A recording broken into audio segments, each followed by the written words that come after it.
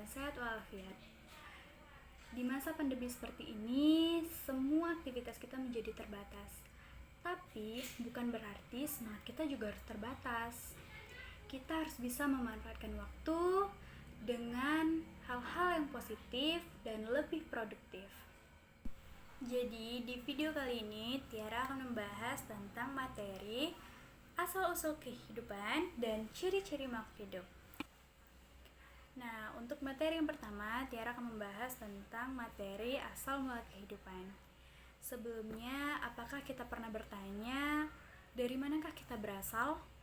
Apakah pertanyaan seperti itu sama halnya dengan kita bertanya mana yang duluan, ayam atau telur? Jawaban seperti itu tentu harus dijawab dengan jawaban yang ilmiah dan didukung dengan teori-teori yang mendukung. Jadi, di video kali ini Tiara akan mengangkat teori tentang abiogenesis dan biogenesis. Ada beberapa pandangan tentang teori abiogenesis dan biogenesis. Pertama, pandangan tentang teori abiogenesis. Pertama, abiogenesis adalah pandangan yang beranggapan bahwa makhluk hidup itu berasal dari benda mati. Dan adapun pendukung dari teori abiogenesis ini adalah Aristoteles dan John Needham. Selanjutnya adalah pandangan tentang biogenesis. Biogenesis adalah pandangan kebalikannya dari abiogenesis. Biogenesis ini berpendapat bahwa makhluk hidup tetap berasal dari makhluk hidup, bukan benda mati. Dan adapun ilmuwan pendukung dari teori biogenesis ini yang pertama adalah Francisco Redi. Francisco Redi melakukan percobaan dengan menempatkan beberapa sayatan daging ke dalam 3 botol yang berbeda. 1 botol dibiarkan terbuka dan 2 botol yang lain dibiarkan tertutup. Setelah beberapa hari, di dalam botol terbuka ditemukan banyak belatung. Tetapi di 2 botol yang tertutup itu tidak sama sekali ditemukan belatung.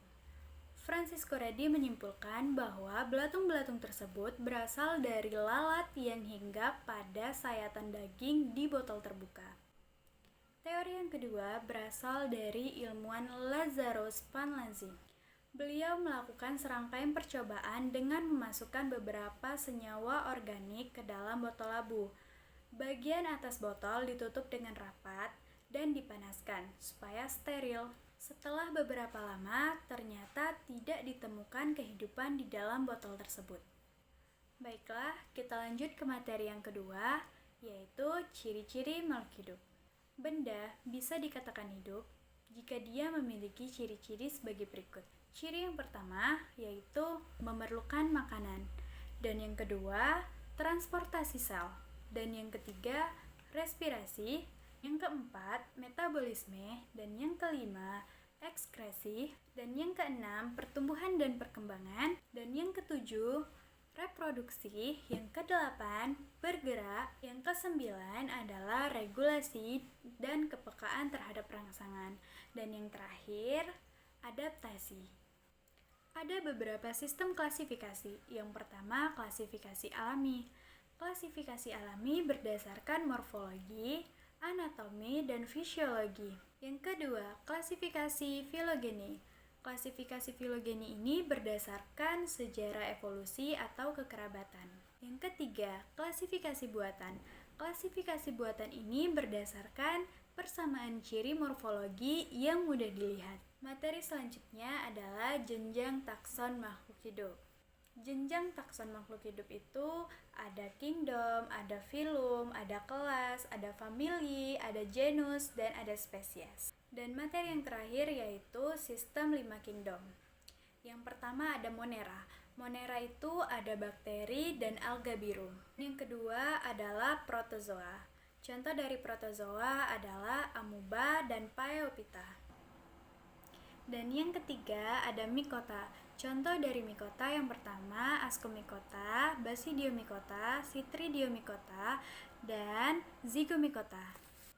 Yang keempat ada Plantae. Contoh dari Plantae adalah Bryophyta, Pteridophyta, dan Spermatophyta. Dan yang terakhir itu adalah Animalia. Banyak contoh dari Animalia ini. Salah satunya adalah Porifera, Annelida, Colenterata, Mollusca, Chordata, Arthropoda, Platyhelminthes, dan yang terakhir Colenterata. Sekian materi dari Tiara. Jika dalam penjelasan Tiara tadi terdapat beberapa kesalahan, Tiara mohon maaf. Dan Tiara akhiri, wassalamualaikum warahmatullahi wabarakatuh. Jangan lupa like, comment, and subscribe. Bye-bye.